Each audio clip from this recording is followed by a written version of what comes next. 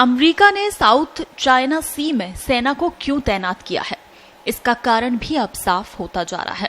America अब खुलकर भारत के साथ और चीन के खिलाफ खड़ा हो रहा है।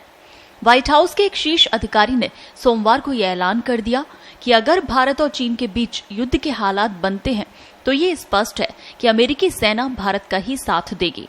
व्हाइट हाउस ने स्पष्ट कहा कि वो चीन को एशिया में दादागिरी करने नहीं दे सकते। व्हाइट हाउस के इस ऐलान के कुछ ही देर बाद अमेरिकी राष्ट्रपति डोनाल्ड ट्रंप ने ट्वीट कर कहा कि चीन के कारण अमेरिका और बाकी दुनिया को भारी क्षति पहुंची है। व्हाइट हाउस के chief of staff mark meadows ने एक सवाल के जवाब में फॉक्स न्यूज को बताया, संदेश स्पष्ट है, हम खड़े होकर चीन को या किसी और को सबसे शक्तिशाली या प्रभावी बल होने के संदर्भ में कमान नहीं थामने दे सकते, फिर चाहे वो उस क्षेत्र में हो या यहाँ।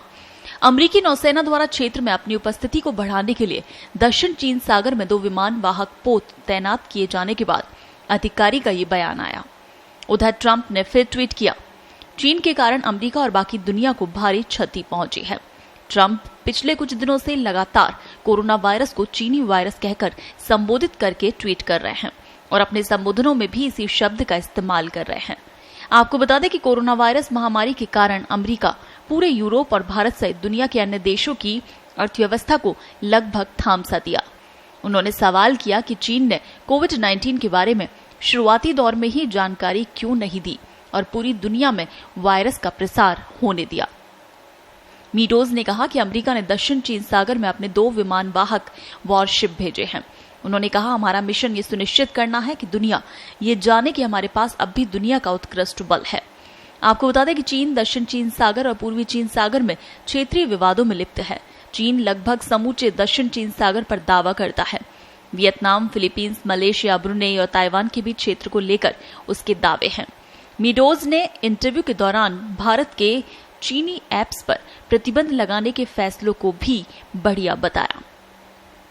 आपको बता दें कि भारत और चीन के सैनिकों के बीच पैंगोंग त्सो, गलवान घाटी और गोग्रा हॉट स्प्रिंग सहित पूर्वी लद्दाख के कई इलाकों में 8 सप्ताह से ये गतिरोध जारी है।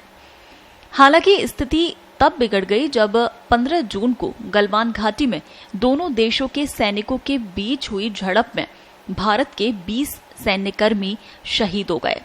ये सही है कि चीनी सेना ने गलवान घाटी और गोग्रा हॉट स्प्रिंग से सोमवार को अपने सैनिकों की वापसी शुरू कर दी।